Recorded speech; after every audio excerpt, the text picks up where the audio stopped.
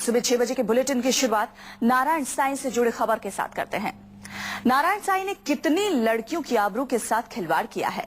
नारायण साईं कितने नाजायज बच्चों का बाप है?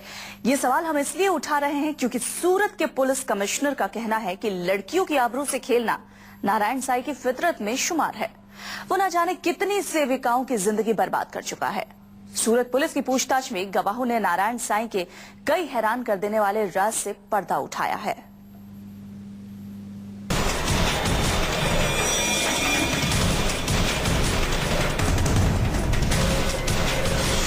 आबरू से खेलना है नारायण की फितरत।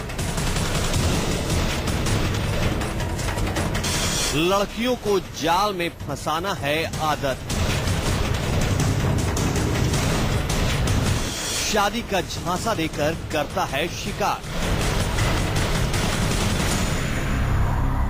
सेविकाओं को देता है शादी की लालच, फिर बनाता है अपनी हवस का शिकार। फिर दूसरे साधकों से करवाता है शादी। नारायण साईं को लेकर चर्चाएं और सुर्खियां भले ही बहुत कुछ रही हो, लेकिन अब जो कुछ भी सामने आ रहा है वो सबूतों और गवाहों के बिना पर, जो अब नारायण साईं के गुनाहों के रिकॉर्ड में दर्ज होते जा रहे हैं।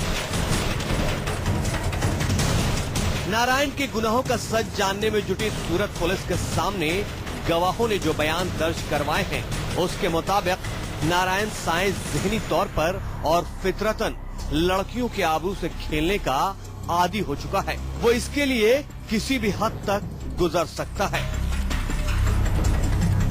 एक्टिविटीज थी विद रिगार्ड टू फीमेल्स, वो ऐसी थी जो एक उनके स्टेचर के आदमी के लिए उचित नहीं था, और काफ़ी एविडेंसेस ऐसे भी कलेक्ट हुए हैं जो इस चीज़ को इंडिकेट करते हैं कि वो एक हैबिचुअल सेक्सुअल ऑफेंडर है।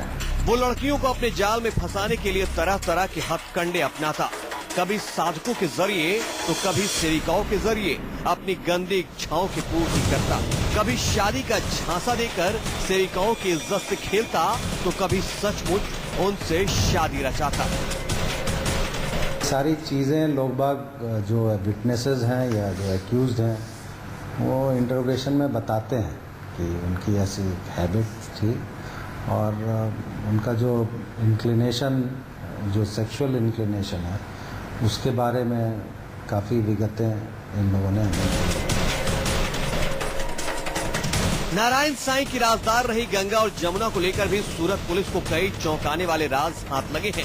जांच में ये बात सामने आई है कि नारायण ने अपने गुनाहों पर पर्दा डालने के लिए जमुना से बाकायदा रजिस्टर्ड मैरिज किया है, जिसके कागजात सूरत पुलिस के हाथ लगे हैं। जमुना के साथ उन्होंने शादी की, रजिस्ट्रेशन भी कराया है, ऐसी हकीकत बाहर आई है, उसका भी फर्दर वेरिफिकेशन चल रहा है। जमुना के जिस बेटे को लेकर भी ये दावा किया जा रहा था कि वो नारायण साईं का बेटा है, नारायण ने उसे गंगा और उसके पति का बेटा बताने का खेल रचा है। पुलिस की जांच में ये बात सामने आई है कि उस लड़के का फर्जी जन्म प्रमाण पत्र बनवाकर उसका स्कूल में एडमिशन करवाया गया है।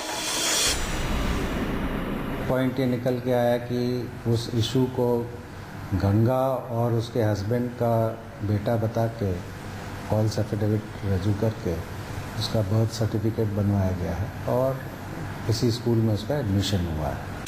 सूरत पुलिस का कहना है कि नारायण के गुनाहों और उसके खिलाफ लगे आरोपों को साबित करने के लिए जरूरत पड़ी तो सभी साइंटिफिक एविडेंस इकट्ठे किए जाएंगे।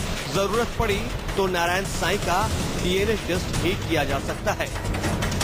जब नारायण साईं अरेस्ट होंगे, उनका इंटरोगेशन होगा और हमें इस चीज़ को साबित करने की ज़रूरत महसूस होगी तो डेफिनेटली जितने भी साइंटिफिक एविडेंसेस हैं वो कलेक्ट किए जाएंगे। लेकिन इन सब के लिए जरूरी है नारायण साईं का पुलिस की गिरफ्त में आना।